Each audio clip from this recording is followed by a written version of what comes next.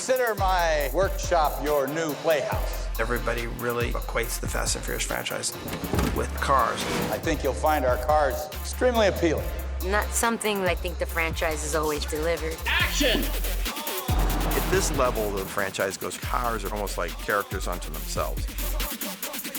Dennis McCarthy's worked on the Fast and Furious forever, finding the best cars in the world. I thought I was a car enthusiast, and I thought that I was a car fan. Just when you think you know it all, they come with a car that you've never heard of in your entire life. I want the demon love child between that and that. The off-road sequence, that's just kind of the main car we built for that. It was built from scratch, from the frame, the spindles, the A-arms, everything about the car is custom.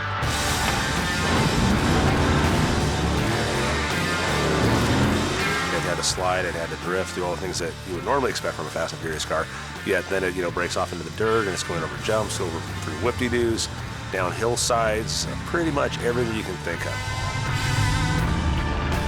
We started off with just some bare shell 1968 Dodge Chargers. The chassis is an 1 3/4 chrome alloy tube chassis, roughly based on a short course truck. It's almost a mid-inch of the motor set so far back in it. It's basically race truck suspension.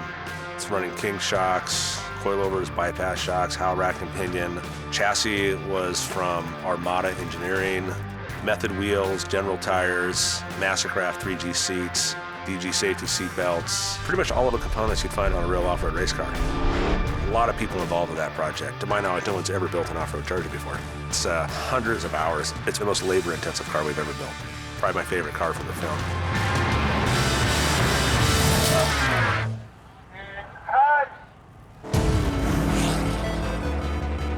You see the cars, you automatically know which car fits which character. Touchdown, baby! Brian Subaru, it's obvious that, Brian likes the rally, the import cars. Cars are like samurai swords. They're an extension of you. They're your personality. So we always try to do that.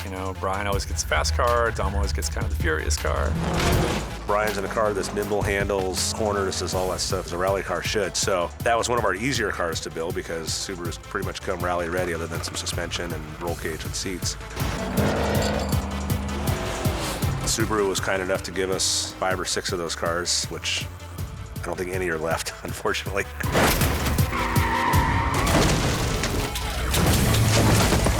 Tej seems to be about function. Tej's character really knows, what he needs to do to accomplish a job. Cash shield! I'm on the way! I think the Jeep worked great because it was basically the battering ram. Punch it!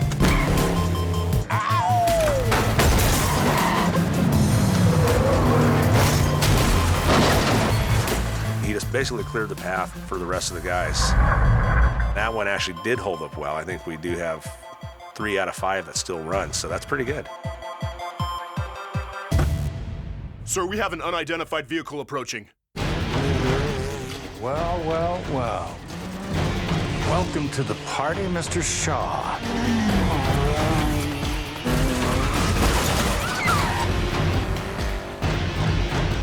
We wanted him as some type of fast attack vehicle. It's kind of a variation of some military vehicles, something that kind of fit his character.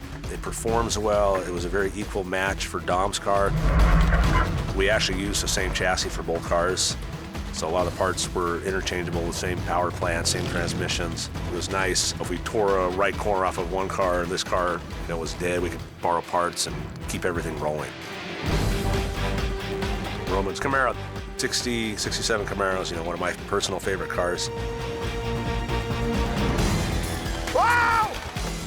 Okay, what the? I think the Camaro fits Roman's character. It's great. It's a rugged car. It takes a beating. It blows Shaw over at the end of the sequence. It worked great.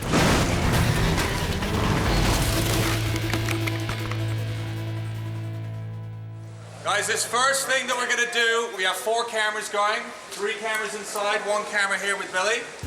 So here we are in the penthouse suite, which is, in my mind, a set built to feature this car. When the car hits the threshold, Oakley here is gonna fire quarter load.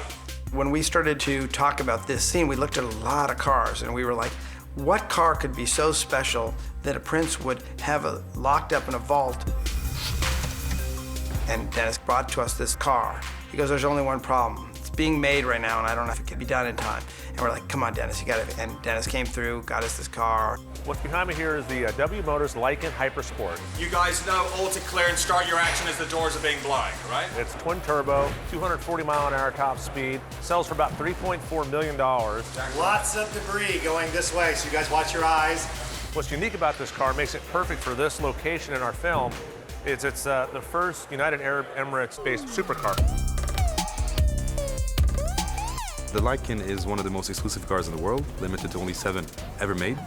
It has a flat 6-cylinder, 3.8-liter, twin-turbo mid-engine, producing 770 horsepower, 1,000 torque. It's one of the fastest cars in the world. The lights of the car are made of white gold, diamonds, and blue sapphire. You can choose the stone that you want, depending on the color of the car. So it's really incredible to have the lights light up with precious stones. This is the first film that Dom is caught in a car like that. It's extreme circumstances that force him to get behind the wheel of a car that couldn't be more the antithesis of this beast here. I think story-wise now, since Dom was planning on being retired, he used some of his spare time to rebuild another Charger.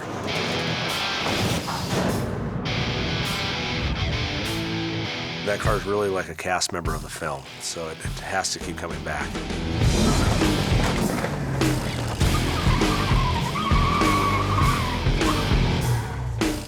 That was awesome.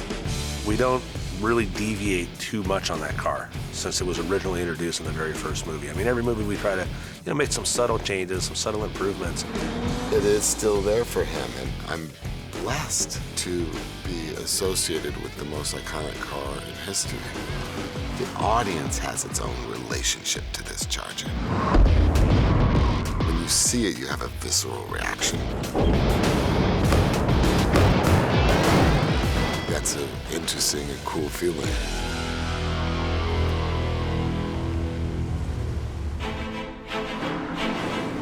Round 2 of Chicken. Shaw comes back in an Aston Martin DB9, which is another car that really just seemed natural. We featured his brother in an Aston Martin in London, so family car. Call me a snob, but why not? He's a Brit. Put him in a British car. I mean, Toretto drives the muscle cars, they're flying the flag in that way.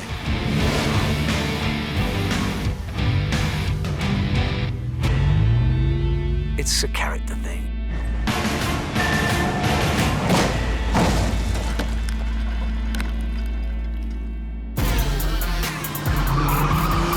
This is our team coming back to LA. They're coming home, so you really want to put them in the cars where it started. The G-Tyre we built for Brian will try to not go over the top, keep it classy, but just, minor changes, wheels, tires. The variable ride height was another aspect.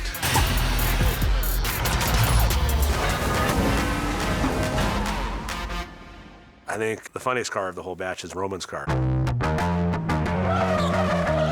Because when you think back to Roman's introduction, he's driving an old Monte Carlo in a demolition derby. So we just went with an old cop car, an old four-door box style. I wasn't happy about that choice. It looked cool, it looked great. I think the car is ugly. Gave it a little NASCAR flair, manual 4-speed transmission. It's taken away from my sexy, I got through it. I went to see my therapist about it. I think I'm gonna be okay.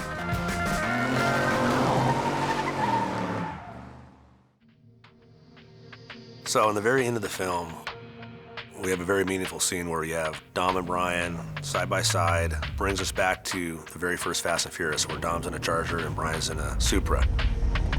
For this sequence, I actually talked to Paul's friends and family and was able to borrow Paul's personal white Toyota Supra. I can't think of any better car to put it into this movie than that. And then for Dom, it has to be a Charger. It obviously has to be the coolest Charger that I can find. So last year at the SEMA show, it was unfinished, but the Maximus Charger was there just in raw steel, and it was just that raw steel look that really caught my eye. And then once, we got a closer look at the car, you can see the work that's gone into it. So made a deal, got the car out here, and once again, like everything in our world, last minute, the car wasn't completed. They were doing everything they could on their end to complete it. I think they had 12 guys working around the clock. It has probably the most horsepower and the biggest rear tires of any Charger I've ever seen. And it exceeds like 2,000 horsepower, so fit just perfect. In the end, it's all worth it, because to have that Charger and that Super lined up in this film, I think, is a meaningful moment for the fans of the Fast and Furious franchise.